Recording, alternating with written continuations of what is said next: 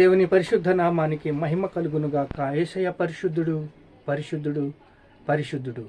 మనల్ని కూడా పరిశుద్ధంగా జీవించమన్నాడు. దానికి సామర్థ్యం ఇచ్చాడు, కృప ఇచ్చాడు, కనికరముతో మనల్ని నింపుతున్నాడు. దేవుని బలము అనకాల ఆశ్రయ దుర్గము దేవుని సన్నిధిలోనే ఉన్నది. మనము ప్రార్థించుకుందాం. మహాపరిశుద్ధుడైన తండ్రి, జ్ఞాపకము చేసుకున్న యేసయ్యా, తండ్రి నీ ఆత్మతో మమ్మల్ని నింపు నాయన. నీకే స్తోత్రాలు, ఘనత, మహిమ, ప్రభావాలు యేసుక్రీస్తు నామములో చెల్లిస్తున్నాం తండ్రి, ఆమేన్. లూకా సువార్త 4వ అధ్యాయము మొదటి నుంచి కొన్ని వచనాలు చదువుకుందాం. యేసు పరిశుద్ధాత్మ పూర్ణుడై యోర్దాను నుండి తిరిగి వచ్చి 40 దినములు ఆత్మచేత అరణ్యములో నడిపింపబడి అపవాది చేత శోధింపబడుచుండెను. అపవాది చేత శోధింపబడుతున్నాడు యేసయ్య. అపవాది చేత శోధన సహించువాడు ధన్యుడు. శోధన సహించినప్పుడు దీర్ఘశాంతముతో మనము ముందుకు వెళ్తాము.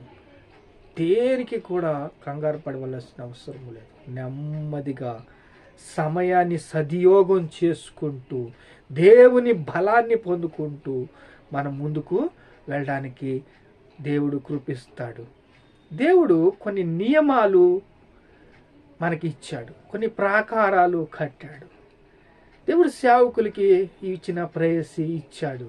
దేవుడు సేవకులకి దూతలు సమూహం ఇచ్చాడు. నీవు దేవుని కుమారుడు అయితే నీ చుట్టూ దూతలున్నారా? నీకు ఐ5 సెక్యూరిటీ ఉన్నదా? నువ్వు దేవుని కుమారుడువా? దేవుని పిల్లోడువా? దేవుళ్ళలాగా నువ్వు ఉంటావా?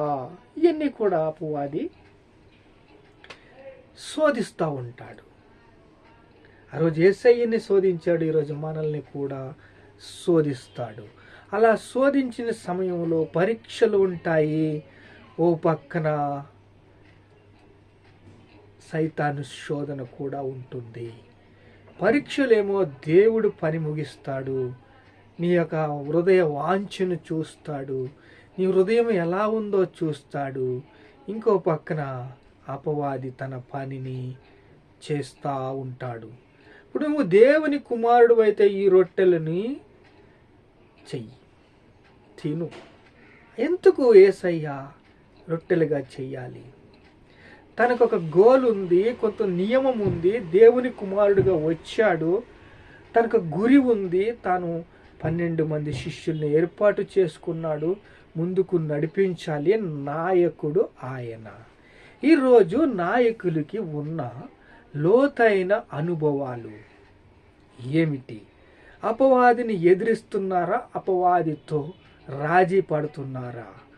అపవాదితో రాజీ పడినట్లయితే, అపవాదితో సంబంధము పెట్టుకున్నట్లయితే, అపవాదితో సన్నిహిత సంబంధాలు ఉన్నట్లయితే, అపవాదిని నీకెంత నాకెంత. సౌలు అలాగే అగాగు రాజుని పక్కన పెట్టాడు. అయితే అగాగు రాజు బతికిపోయానా అమ్మయ్యా అనుకున్నాడు. ఇప్పుడు ఒక రాజుని బంధించినప్పుడు ఆ రాజుని చంపేయాలి, కానీ ఈయన పక్కనెట్టాడు. సరే, ఇప్పుడు ఫిలిప్పీలో సమయాలు వచ్చి ఆ పని చేసి ముగించి తర్వాత ఒక ఏడాది గొర్రె పిల్లని తీసుకొచ్చి ప్రార్థన చేసి రోషంగా ప్రార్థన చేసినప్పుడు ఆ యొక్క రాజ్యము, ఫిలిప్పీల రాజ్యం అంతా కూడా ఓడిపోయింది.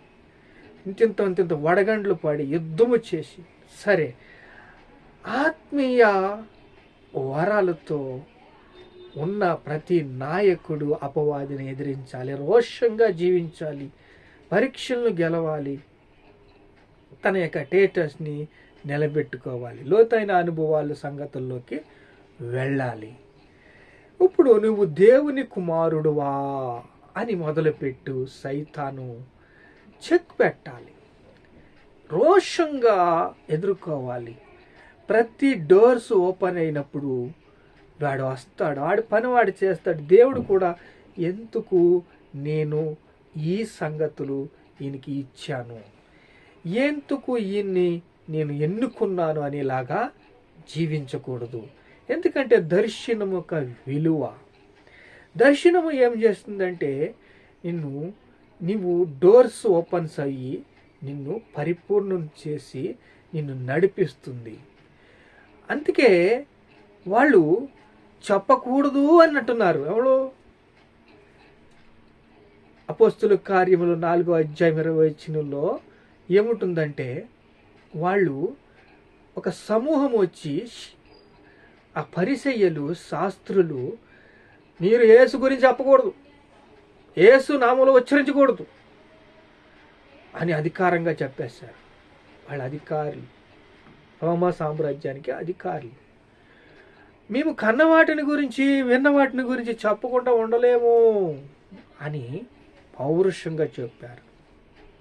ఇప్పుడు వాళ్ళకి ఏం చేయాలి? వత్తాసు పలకాలా? వాళ్ళతో మ్యాక్స్ ఫిక్సింగ్ చేసుకోవాలా? వాళ్ళతో రాజీ పడాలా? వాళ్ళని మేము కన్న వాటిని విన్న వాటిని చెప్పకుండా ఉండలేమని చెప్పాలా? అలాగే ఎపిసిల్ రాసిన పత్రిక 6:10 అయితే, దేవుడిచ్చే సర్వాంగ కవచాన్ని ధరించుకుని యుద్ధానికి సిద్ధంగా ఉండమని దేవుడు చెప్తున్నాడు. అనేక విధాలుగా మనల్ని దేవుడు బలపరిచి, చూడండి, ఆత్మచేత అరణ్యములో నడిపింపు, అపవాది చేత శోధించబడుచు ఉండును. శోధనలు ఉంటాయి, నాయకుడికి శోధనలు ఉంటాయి, అపోస్తుడికి శోధనలు ఉంటాయి, ఒక బోధకుడికి శోధనలు ఉంటాయి. నిన్ను రూపించిన దేవాది దేవుడు, ఆయన భూమిని శూన్యంలో ఏలాడి తీసిన దేవుడు నిన్ను ఏ రీతిగా నడిపించబడాలో, నిన్ను ఏ రీతిగా ప్రాకారాలు కట్టబడాలో, ఏ రీతిగా నిన్ను నడిపించాలో దేవుడు ఆయన తన శైలిని కనపరుస్తాడు. వారిని ముందుకు తీసుకొస్తాడు. వాళ్ళని తీసుకొచ్చి ముందుకి తీస్తాడు. దీర్ఘ శాంతముతో నువ్వు దాన్ని ఎదుర్కోవాలి. దాన్ని ఏ రకంగా ఎదుర్కొంటావో అని దేవుడు పరీక్షిస్తూ ఉంటాడు. దేవుడు పరీక్షించి నిన్ను ప్రేమించి నిన్ను బలపరిచి నిన్ను ముందుకు తీసుకొచ్చినప్పుడు దేవుడికి మహిమకరంగా నువ్వు జీవించేవారిలాగా ఉండాలి. 1 తిమోతి రాసిన పత్రిక 2:4 అయితే, అందరూ అంతటా మారు మనస్సు పొందాలని దేవుడు. నువ్వు చూద్దాం, 1 తిమోతి రాసిన పత్రిక 2:4 2:4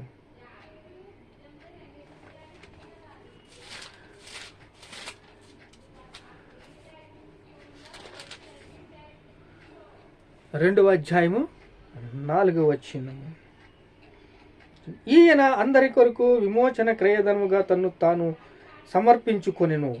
ఎవరండి? విమోచన క్రయధనముగా తన్ను తాను అర్పించుకుని సాక్ష్యము యుక్త కాలము ముందు ఇయ్యబడును. సాక్ష్యము, మనిషికి సాక్ష్యము కావాలి. విమోచన క్రయధనముగా అర్పించుకున్నాడు. ప్రాణం పెట్టాడు మన కోసం. తన ప్రాణాన్ని పెట్టి అందరూ అంతటా మారు మనసు పొందాలని రోషంగా మనకి ఇచ్చాడు. నిశ్చయముగా రక్షణ కలుగుతుంది. ఎప్పుడు? కరెక్ట్గా ఉన్నప్పుడు. డొంక తిరుగులు తిరగకూడదు. అది అందరూ అంతటా మారు మనసు పొందాలని యేసయ్య ముందుగా ఏం చేశాడు? పునాదిని ఏర్పాటు చేశాడు. ఏం చేశాడు చూద్దాం. దేవుడు ఒక్కడే మనుషులందరూ రక్షణ పొందు సత్యమును గురించిన అనుభవ జ్ఞానము గలవారై ఉండవలనని నిశ్చయించుకున్నాడు.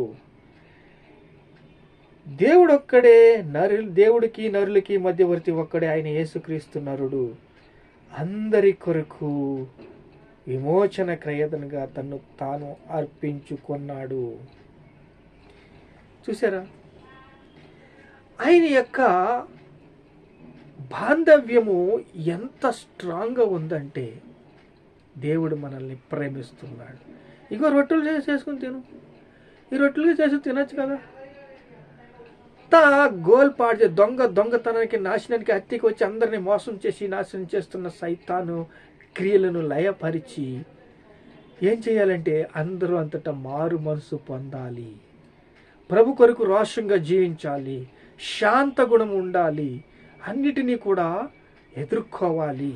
అన్నిటినీ కూడా జయించాలి. అన్నిటినీ కూడా సహించాలి. ఆయన దీర్ఘశాంతిగా ఉండి చూడండి. దేవుడు ఒక్కడే, దేవునికి నరునికి మధ్యవర్తి ఒక్కడే, ఆయన యేసుక్రీస్తు నరుడు. దేవునికి మనకి మధ్యవర్తి యేసుక్రీస్తు నరుడు. మనల్ని పరిశుద్ధపరుస్తున్నాడు, పవిత్రపరుస్తున్నాడు, బలపరుస్తున్నాడు, స్థిరపరుస్తున్నాడు, సిద్ధపరుస్తున్నాడు. ప్రార్థన చేసుకుందాం. మహాపరిశుద్ధుడైన తండ్రి, మీకే స్తోత్రాలు. మనం జ్ఞాపకం చేసుకున్నాం, మాతో ఉన్న మమ్మల్ని బలపరిచే, స్థిరపరిచే, సిద్ధపరిచే నీకే సమస్త మహిమ, ఘనత, ప్రభావాలు చెల్లిస్తున్నాం తండ్రి. ఆమేన్.